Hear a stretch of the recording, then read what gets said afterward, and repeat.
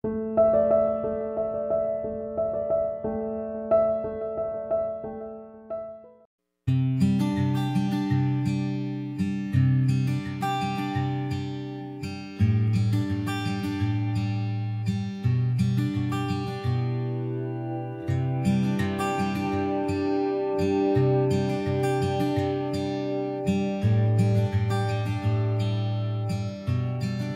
friends, welcome to Gomathi's kitchen.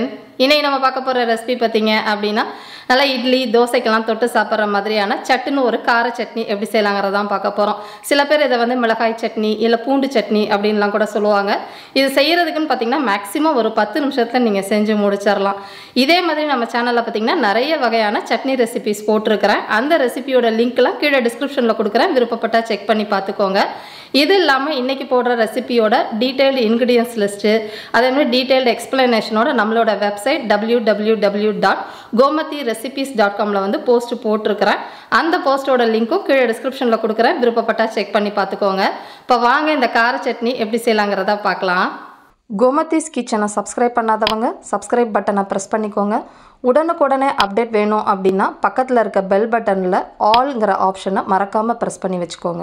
இப்போ சட்னி செய்கிறதுக்கு பார்த்தீங்கன்னா நான் சின்ன மிக்ஸி ஜார் எடுத்து வச்சுருக்கிறேன். இதுக்கு வதக்கெல்லாம் வேண்டாம், அப்படியே பச்சையாகவே அரைச்சிக்கலாம்.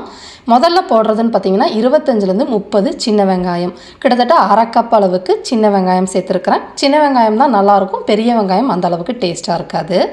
கூடவே பார்த்தீங்கன்னா பூண்டு வந்து ஒரு 20லேருந்து 25 பல்லு பூண்டு சேர்த்துருக்கிறேன். இதுவும் அரை கப்பு சேர்த்துக்கோங்க. அடுத்து வந்து தக்காளி, ஒரு மீடியம் சைஸில் ஒரே ஒரு தக்காளியை கெட்டி பகுதியெல்லாம் கட் பண்ணதுன்னு பார்த்தீங்கன்னா அரை கப் அளவுக்கு இருக்கும், அதையும் சேர்த்துக்கோங்க.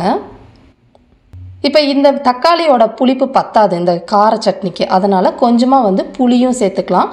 புளி வந்து ஒரு சின்ன நெல்லிக்காய் அளவுக்கு புளியை நான் ஏற்கனவே தண்ணியில் வந்து ஊற வச்சுருந்தேன். வெறும் அந்த புளியை மட்டும் சேர்த்துக்கோங்க, தண்ணியை சேர்க்க வேண்டாம். இந்த எவ்வளோக்கு எவ்வளோ காரம் இருக்குதோ அதுக்கு இந்த புளி கேட்குறப்ப உங்களுக்கு அந்த கார டேஸ்ட் வந்து கொஞ்சம் கம்மி பண்ணி காட்டும். கூடவே பார்த்தீங்கன்னா காரத்துக்கு ஏற்ற மாதிரி வரமிளகா, நான் வந்து ஒரு 25 வரமிளகா சேர்த்துருக்கிறேன். உங்களுக்கு காரத்துக்கு ஏற்ற மாதிரி நீங்கள் மிளகா சேர்த்துக்கோங்க. நான் சட்னி நிறைய அரைக்கிறதுனால 25 வரமிளகா சேர்த்துருக்கிறேன். இப்போ இதில் தேவையான அளவு உப்புன்னு பார்த்தீங்கன்னா 1 டீஸ்பூன் அளவுக்கு கல் உப்பு சேர்த்துக்கலாம். இப்போ இந்த சட்னியை பார்த்தீங்கன்னா கொஞ்சமாக தண்ணி விட்டு நைஸாக திக்காக அரைச்சிக்கணும். இதில் இருக்கிற தண்ணியே போதும், தக்காளி வெங்காயத்தில் இருக்கிற தண்ணியே போதும். பத்தலைன்னா இந்த புளி ஊற வச்ச தண்ணியை கொஞ்சமாக தெளித்து அரைச்சிக்கோங்க. இப்போ பார்த்தீங்கன்னா சட்னி நல்லா கெட்டியமாக அரைச்சி எடுத்துகிட்டு வந்துட்டேன். நான் தண்ணி எதுவுமே ஊற்றலை, அந்த வெங்காயம் பூண்டில் இருக்கிற தண்ணியிலே நல்லா நைஸாக இந்த அளவுக்கு அரைச்சி எடுத்து வச்சுருக்கிறேன். இப்போ இதை வந்து தாளித்து நம்ம வதக்கிடலாம்.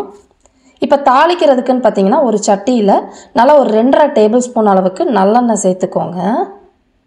இப்போ எண்ணெய் நல்லா காஞ்சதுக்கப்புறமா இதில் வந்து ஒரு அரை டீஸ்பூன் அளவுக்கு கடுகு சேர்த்துக்கலாம்.